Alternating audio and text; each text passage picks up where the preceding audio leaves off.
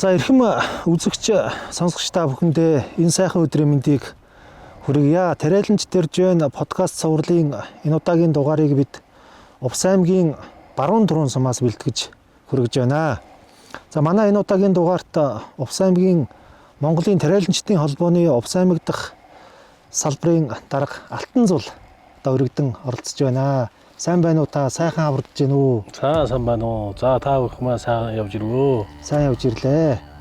За Увс аймгийн баруун дуруун сум гэдэг бол одоо яа харахгүй тариа будааны үлгийн нутгаа. За энэ сайхан нутгаас уул уснаас бол олон сайхан алдар гавьяатнууд төрж гарсан байгаа. За зүгээр жишээ татаад ярихад газар тариалангийн салбараас бол одоо баруун дурууны сангийн аж ахуй гэдэг одоо тэр үеэс л эхлээл дөрвөн хөдөлмөрийн баатар төрж гарсан байна да, тийм ээ. Монгол улсын 5 удаагийн улсын аврах хөдөлмөрийн баатар Цэрэн, Батцүр гээл одоо ингээд олон сайхан хөдөлмөрийн баатрууд, олон сайхан улсын аврах тариаланч, аймгийн аврах тариаланч гээл одоо алдар цууднууд төрж гарч тэ. Тийм ээ, тэгдэг байх уу. За баруун дурууны сангийн аж ахуй 1959 онд Монгол улсад 10 сангийн аж ахуй байгууллагад анхны 10 сангийн аж ахуйн нэг байдаг. Тэр сангийн аж ахуйгаас хойш үед ажиллагаагаа явуулсаар энэ алтан сайхан гөрснөөс газар тариалангийн салбараас хөдөлмөрийн баатар 4 төрсэн байдаг. Мөн усын авраг, тариаланч хамт олон, усын авраг, ногоочин, усын авраг, тариаланч, хур гаруй тариаланч, дээр нь аймаг сумын аврагууд газар тариалангийн салбараас ер нь авах одоо шагнал салбарын тэргүүд олонтой. Ийм сайхан алдар гавьяа тийм ээ. Алдар гавьяата. Дээр нь бас сайхан Монгол улсын авраг Сүхбаатарын Мөнхбат, Монгол улсын ярлалсан Батчаргалын Гамбат, Хөдрийн Баатар Сумья, Цагаан Баатар гэсэн яг тэр газар тариалангийн харцаагаа усны соёо уулын тэргөөнд төрсөн үр хүүхдүүд одоо бас энд төрөнсөн байдаг. Тэргөөрөө бас манай газар тариаланд бас байнга бахархаж омгшиж явд юм аа. Хамгийн одоо ахмад үеийнхнээс Сүхбаатаргаа бол одоо яг бидэртэй мөр зэрэгцээл бас залуу үедээ зааж сургамжлал өөрийнхөө одоо хийж ирсэн ажлаа харамгүй хайрлал бид бүхэнтэй хамтраад ажиллаа явуулдаг та. Тэгэхээр та бол яг өнөөдөр ингээд Монголын тариаланчдын үндэсний холбоо одоо бас төлөөлөөд аймаг нутаг усандаа төлөөлөөд ингээд явж байна. Тариаланчдын дуу хоолойнд болоод явж байгаа гэж ойлгож байгаа шүү дээ одоо тийм ээ. Тий. Тэгэхээр асуудал байна тийм ээ. Одоо сайн муу хоёр сүлжээж орчлон дэлхий бүтдэг гэдэг шиг яг өнөөдрийн тухайд энэ баруун дуруун сум, баруун аймаг, за Увс аймгийн хэмжээнд энэ газар тариалангийн үйлдвэрлэл ер нь ямар байна вэ? За яг өнөөдрийн хувьд бол одоо дээр үеийн сангийн аж ахуй байх үеийн газар тариалангийн салбарын одоо хөгжил байхгүй болсоо яг үнийг хэлгээд. Тэр бол яг хувьдаа тухайн үед сангийн аж ахуй байж байгаа тараа хөвж шилжээд 96 оноос хойш газар тариалангийн салбар одоо энэ тариа тарих асуудал үндсэндээ баг хумигдаж ганц 2 хоон хүмүүс ингэж тариа тарьдаг байсан. 2013 оноос хойш одоо иргэд аж ахуй нэгж одоо яг Майсны 44 мянган иргэдийн талбайгаа буцаад эзэмшээд одоо ингээд 200 гаруй иргэд аж ахуй нэгжэд ингээд чадах чинээгээрээ одоо бас хөгжүүлэхийн тулд газар тариалангийн салбарыг авчирдахын тулд одоо ингээд төвчээлээд ажиллаж байна. 2023 онд бид нар бас Монгол Улсын ерөнхий сайд хоёр эрдэнэ Увс аймагт ажиллах үеэр бас тулгамдж байгаа асуудлаа ярьсан. Тэрний хүчинд бас Увс аймгийг тухайн үед социализмын үед гэх юм уу да. Тухайн үед баруун 5 аймгийг хангаж исэн гурал тэжээлийн үйлдвэрээр хангаж исэн үйлдвэр байсан. За эндээс одоо мэдээж будаа тарианы тухайн үед сайхан ургадаг байсан. Гурал тэжээлийг хүнсээр хангадаг байсан. Ийм сайхан сангийн аж ахуй дээр гурлын үйлдвэртэй байлаа. Одоо буцаад эргээд ингээд сэргэхэд одоо бидний яг тулгамдаад байгаа асуудал болохоор энэ төр засгийн бодлого бас хэрэгжээсэ. Ялангуяа энэ газар тариалангийн салбар хүн салбар. Залуу үеийг бас оруулж ирэхэд бас дэмжлэг тийм ээ. Төрийн бодлого хэрэгтэй байна. Төрийн бодлого гэхээр за мөнгө гэдэг асуудал биш. Мэдээж юун дээр нь дэмжих залуу үеийг хоож үеийг оруулж ирэхгүй бол одоо ингээд настаа урд нь ажиллаж байсан хүмүүс маань бас настаа болоод ажиллахад хэцүү болж байгаа. Тэгэхээр яах вэ гэхээр мэдээж төвийн бөстөө бол сайхан одоо жишээ техник тоног төхөөрөмжөө шинжилээд ер нь бодлого чиглэл бол тийшээ сайхан хэрэгжиж байгаа. Тэр бол бид нар сайхан баярлж байгаа. Тэдний навшгаар бас уучин техник төхөөрөмжийг бид нар бас тохирсон үеэр нь авч ирээд бас хөгжүүлэхийн тулд үйл ажиллагаагаа явуулж байна. Тэгээд 23 онд одоо Оён Эрдэнэ сайд юу зарласан бэ гэхээр за энэ Увс аймгийн баруун турган сумыг баруун тав аймгийн газар тариалангийн тулгуур төв болгоно. Гол бүс нутаг. Тулгуур болох. Тий, тулгуур төв болгоё. Төр засгийн бодлого бол явж байгаа. Газар тариалангийн салбар маань бас эрсдэлтэй. Сүүлийн үед одоо бас төр засаг маань хөнгөлтэй нөхцлөөр дээл өгч болох хэмжээгээр дэмжиж байна. Бас хөнгөлтэй нөхцлөөр техник тоног төхөөрөмжийг аль болох аслагдмал хязгаар нутг руу одоо олохыг бас бодлого болгож байгаа гэж салбарын сайд нь ярьдаг. Энэ бол хөрсөн дээрээ яг одоохондоо нэг тэгж хэрэгжихгүй байна уу да гэсэн зүгээр нэг миний хувийн бодол байгаа. Энэ бол яг хөдөө бас төр засаг маань сонсоосоо. Тэгтээ бол бүр ажиллахгүй байна гэж шүүмжилж байгаа асуудал биш ээ. Мэдээж 100% одоо сайхан болгочихгүй мэдээж бид нар бүгд бас хичээх хэрэгтэй. Төр засаг маань бас дэмжиж яг энийг бодлого олгоод ингээд ажиллавал энэ газар тариалангийн уучин ажиллаж исэн талбай нь байна. Одоо ахмад үеийн байж байна. Залуу одоо ажиллах хүчнүүд нь байж байна. Тэгэхээр төр засаг маань аймаг орон нутг нь, сум орон нутг нь ингээд хамтдаа тариаланчид нь бас өөрсдөө идэв санаачлал гаргаад ингээд бүгдээрээ хөгжүүл одоо хуучин шигээ бас сангийн аж ахуйн ширүүгээ ороход бас ер нь л бол бэлэн байгаа болов уу гэж бодож явдаг та. 26 оны хаврын тариалт эхэллээ улс орон дээр. За тэгээд би баруун турууны тариаланчтай уулзаад явж байхад асуудал ярьж байна. 2-3 асуудал ярьж байна. Зээл ярьж байна. Тий. За түл шатхуун бол одоо ингээд болчихноо гэдэг ч байгаа. Тэгэхээр 2023, 24, 25 он гээд 3 жил дараалаад одоо баруун аймаг за тэр дундаа баруун туруунд бол урах цалцлаа. Маш их үр зээл тавиад техник аваад үр бордоо аваад ингээд явсан тариалчид маань одоо яг нөгөө нэг 2 гараа өргөнө гэдэг шиг юм болцсон байна шүү дээ. Баяр нь тэгээд. Тэгэхээр яг энэ асуудлыг одоо шийдэх энэ 26 оны тариалтыг одоо хэвэн явуулах тал дээр зүгээр та бүхэн за холбоо одоо яаж ажиллаж байгаа энэ тариаламжтад яг өнөөдөр тулгараад байгаа энэ асуудлыг шийдэхийн тулд ер нь одоо ямар аргачлага байна? Гарц гаргалгаа юу баг? Энэ эргэлтийн хөрөнгийн зээл одоо энэ хавар ирнэ гээд одоо тэр зээл авчаад шатхуунаа авч тариад ярих гэдэг. Үйл ажиллагаагаа явуулахаар санхүүгийн их өсрөг болчиход байгаа. Тэгэхээр авах гэ банкн дээр очихоор нөгөө хүн чинь уртлын зээлтэй учраас тэр хүн судлагдаад зээл авах боломжгүй болчиход байгаа. Тэгэхээр энэ дээр жишээ нь зүгээр яг амар гаргалгаа байна гэж миний хувийн бодол бол нэг удаа тэр иргэдийг тэр хар данснаас нь ч юм уу гаргаад тэр зээл олгуулах тал дээр нь энэ жил одоо нэг прогноз цаг үр орчныхын нөлөө болохоор бас хурд тундас бол 6 сар ахиу 5 сар нь дундчийн орчим 4 сар нь бас хурд тундас ахиу гэсэн тийм прогнозтай байгаа. Энэ жил дээр нь бас нэг ингээд дэмжиж тэр тариалах боломжийг нь бол санхүүгийн асуудлыг шийдчихвэл магадгүй бас эрсдлээс 100% гарахгүй магийнхад бол нэг 50% тэр банкныхаа зээлийг бас нэг төлчих боломжтой зүйл ингээ харагдаад байгаамаа. Энийг бол бид нар бас сая Ховд аймагт баруун бүсийн зөвлөгөөнд бид нар бас зөвлөмж дээрээ ярьсан. Хөдөө аж ахуйн сайд маань цахимаар орж ирсэн. Тэгээд бид нар зөвлөмжээрээ ингээ хургуулсан байгаа. Хамгийн гол нь одоо 220 тонн будааны нөөцтэй байж байгаа баруун тур. Тэгтэл 24 мянга ургас тариална гэдэг хаврын мэдээг өгчихсөн. Ингээд одоо үр авах мөнгөө болцсон.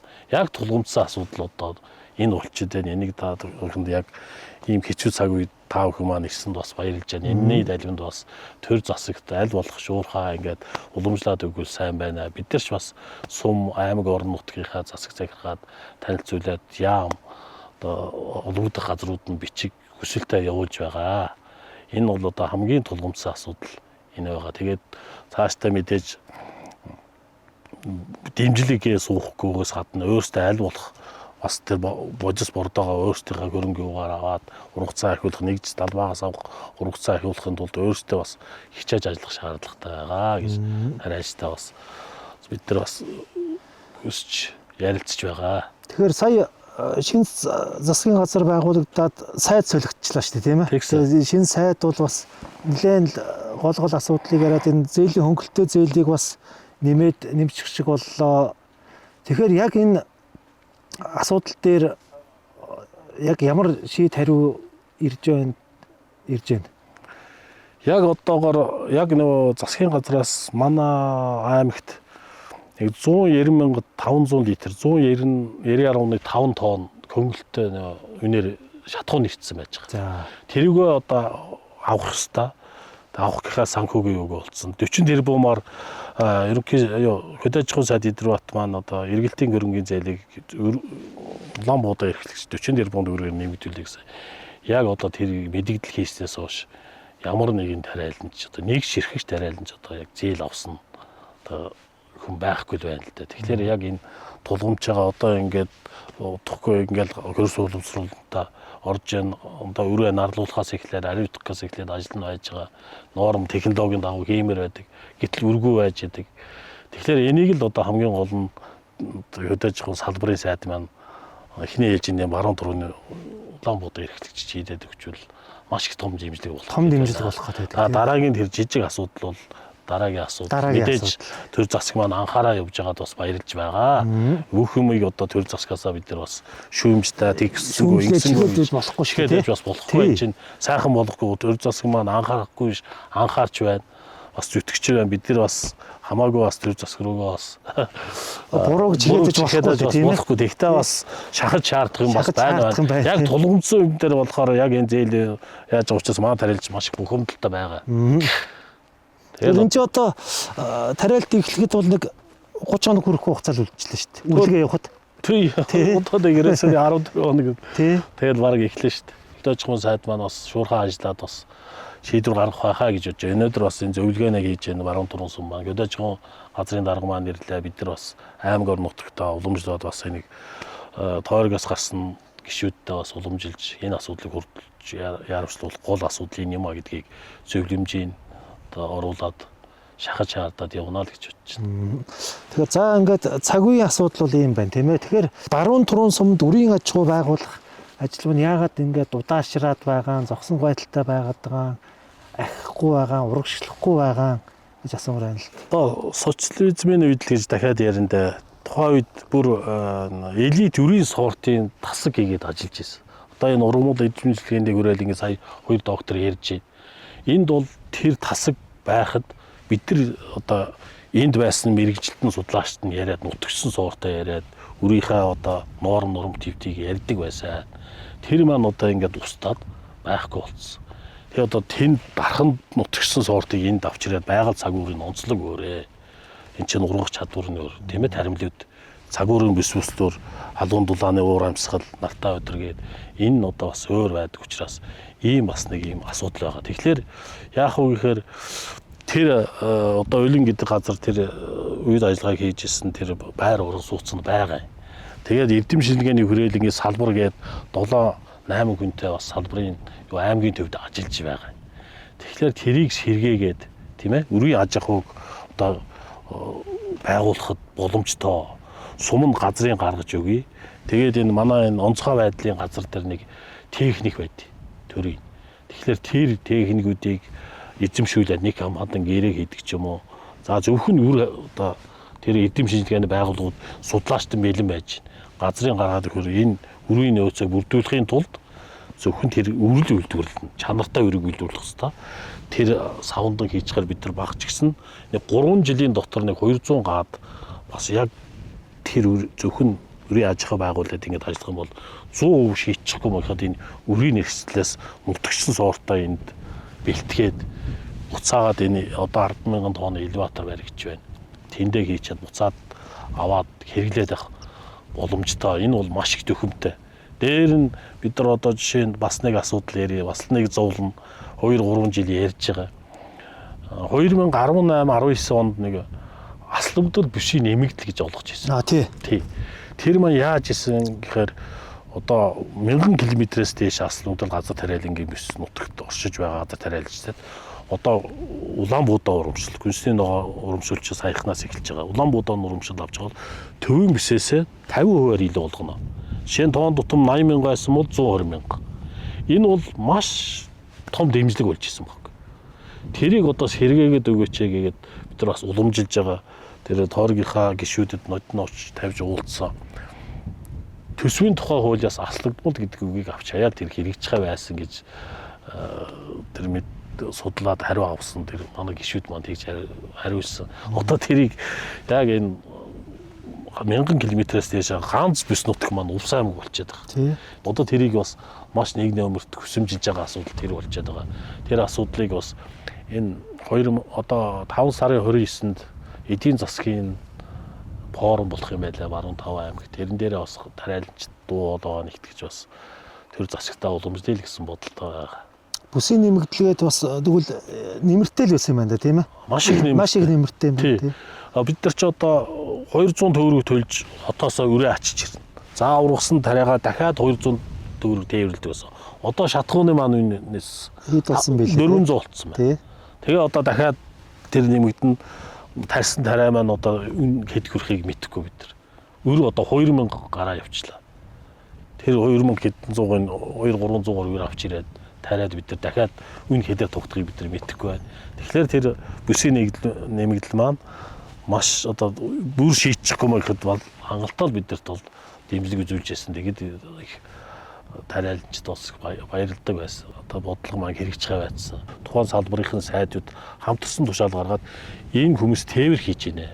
Зах зээлээс бол нэмэн өртөх шингэсэн юм 1000 км-ээс дээш. Тэгэхээр тэр төвийн бүсээс аслагдмал гэж үгийг төсвийн тухай хуулиас авч хаяад энэ ингэж хэрэгжих боломжгүй болсон гэж одоо бидэрт бичиг хүсэлт явуулсан гишүүдийг хариулээд байгаа.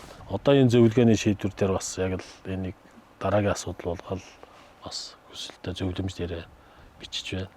Буудаа урамшууллыг толгодог ер нь баруун турууныхан гайгүй оногдож авч яана уу? Одоо тариа сүүлийн үед одоо услогаатай тариалан тарьж байгаа хүмүүс л авч байна да. Тэгээ 3 жил урах задлагдсан юм чинь мэдээж гурлын үйлдвэр тушаа. Тушаах гэж энэ тэндээс авах боломж байх. Боломж байхгүй тийм. Тэгэл одоо эхний ээлжин тэр одоо ургасан юуг тэр гурлын үйлдвэрт мэдээж тушаасныхын дагуу баримтаараа өгнө. Тэр дагуу тэр бүсийн нэмэлтийг өгчвөл маш их дэмжлэг болох асуудал байгаа юм да. За тэгэхээр ямар ч байсан өнөөдөр бол Увс аймгийн баруун туруун суманд бол одоо гол тулгарч байгаа асуудал бол мэдээж одоо энэ цаг үетэйгээ холбоотой хөрөнгө санхүүгийн асуудал, зээлтэй холбоотой асуудлыг нэг тэргүүн шийдэх юм байна тийм ээ. Тий. За хоёр цаашдаа бол ерөөсөө л энэ одоо зам харилцаа дид бүтэц. За тэгээд энэ 10,000 тонны элеватор ингээд ашиглалтанд ороод ирвэл бас нэг арай нэг гэрэл гэгээтэй зүйл болох гээд байна л гэж харах гэдэг шүү дээ. Үрийн аж ахуй байгуулагдаад ирэх юм байна. Тийм ээ. Тэгдэггүй яах вэ? Тэгээд одоо зам харилцаа хөгжичвэл одоо бид нар энэ 10,000 тонныхаа элеватор тарьсан будаага хийчихэж гэнэ гэдэг чинь ядаж 10,000 тонн үрг гэдэг чинь одоо ихэнх нь хангаж шүү дээ. Тийм шүү дээ. Тэгээ тээвэр хөхөөр бид нар эндээсээ өрөө авчиж гэн. Шууд талбайгаас авч ирээд хийчихэж гэн гэдэг чинь маш том дэмжлэг. Тэр бол одоо мэдээж л тэр судалгаатай шинжилгээтэй юм гэж байгаа чинь маш том дэмжлэг бол цаашдаа хөгжиж гэн. Хэд аж ахуй салбар хөгжих бол хамгийн том дэмжлэг бол урах цалтж байгаа ийм тохиолдолд энэ даатгалын систем ер нь зүгээр байх хэрэгтэй юм уу? Та энэ дээр зүгээр одоо ямар хэлтэй явдаг? Тарилжтай холбоо бол бас нэлээд ярьж зүтгэдэг юм л та. Тэрийг бол ер нь зөв гэж боддог. Одоо ялангуяа ийм одоо байгалаас хамааралтай үед одоо даатгалаа бол бид нар өөрсдөө хийгээ явж ийсэн дээр. Одоо мэдээж хууийн тариагаа тарьж байгаа шүү дээ. Тэгчгээд төр засвар өгөөч ихэлтэй биш юм чи тийм ээ. Мэдээж байгалийн давшиг ус. Тэгэхээр бид нар бас өөрийгөө хамгаалахын тулд эрсдлээ бодоод бас даатгуулж байвал даатгалын систем бол зөв гэж боддог. Увс аймгийн баруун туруун суманд газар тариалангийн үйлдвэрлэлийг хөгжих цаашид тогтвортой ургац авахын тулд тийм одоо бид яах ёстой гэх гол асуудлууд нь. Яавал одоо ингээд бид энэ сумын тариаланчид одоо бас амжилтанд хүрэх үү? Аслагдмал бүс нутагт дээр одоо юу анхаарах вэ гэхээр яг л одоо энэ бодлогын чанартай тийм ээ. Яг энэ одоо энэ хэд аж ахуй салбарыг хөгжүүлэх бодлогыг мэдээж бодлого гэдэг ганц 2 жилдээ хэрэгжиж хүн тодорхой. Урт хугацааны 3-4 жилийн дотор одоо хөгжүүлэх тал дээр одоо мэдээж энэ тэр бодлогын нэг л байх энэ элеватор маань Тэгээ 3 өдөр байж гэн. Тэгээ тэжээлээ ургамал тариалахаар тэрийг хөгжүүлэхэд бол ялангуяа энэ усалгаатай газар тариалангийг хөгжүүлэх тал дээр бас ийм баруун бүс дээр бас нэг анхаарал өгөөч. Сая Алтай суман дээр 286 га усалгаатай газар тариална гин систем тавигдсан. Одоо ажилд оруулна гэж тэгж байна.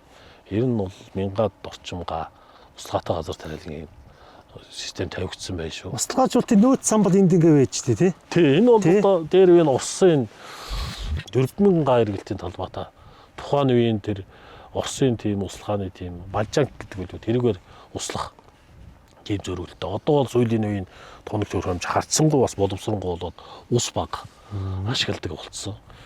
Яг энэ сүүлийн үеийн төхөөрөмжөл бол нэг 6000 га услах боломжтой гэж байна. Тэгтэл одоо энэ нэг 2000 орчмыг л ашиглаад байж байгаа. Ашиглаж чадах. Ер нь нөөц бололцоол байгаа юм байна. Тэгэхээр юун дээр тариалан хөгжүүлэх. Тэрийг яг уу гэхээр одоо нөгөө эдийн засгийн асуудал нөгөө услахаатай төгөөрөмжийг авахд дэмжлэг хэрэгтэй хөнгөлөлтөй тэрийг бодлогоор дэмжиж тэгэхээр усны нөөц нь бол байгаад байгаа. Өө тань нэр нэг юм асуу мартчих. Энэ хашаажуулах ажил гайгүй явж байгаа гэж тэгж байна. Энэ шонгийн асуудал тор хашааны танаашин татах авчруулах ажил ер нь зүгээр яаж байгаа тариалчтай уулзтал бас нэг л тийм нэг л явахгүй байна гэж тэгж байгаа. Энэ дээр зүгээр одоо та холбоо тариалчтай холбоо ер нь одоо яаж явж байгаа. Төвийн бүстэй бол энэ хашаажуулах ажил тэр шон Монгол ер нь айгүй явуулга бетон шонтой болж ах шиг болж байна.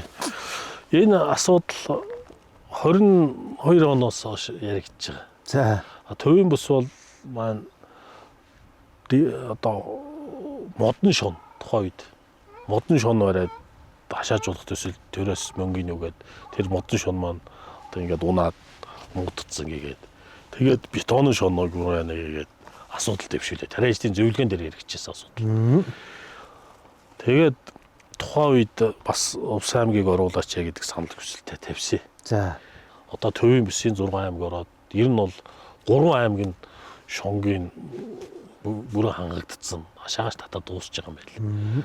Тэгээд энэ талаар дахиад асуугаад сургалахаар энэ төвийн бүсийн 6 аймгаа ингээд нэг бүр дуусгаж ээж дараагийн аймаг руу одоо орно. Тийм бодлоготой байгаа гэсэн асуудал ярьж байгаа. Тэр бол тэгээд бас хэрэгжээ явах байх. Энийг бас л нэг асуудал болгоод яагаад өгдөггүй энэ төсвөө магч гэсэн тавьбал яагаад болдгоо гэсэн бас нэг өгүүлэлтэй байж лээд. Тэгээд энийг бол бас л тавиа явж байгаа. Энэ 26 онд бас тавигдсан гэсэн тавигдаагүй. 24 онд 7.3 тэрбум төгрөг тавьдсан байдаг. Тэгээд энэ төв булган сэлэнг рүү ингээд тавигдаад торн хашааныхын шон бетон шон болоод ер нь ерөнхийдөө хангагдаад дууссан гэсэн.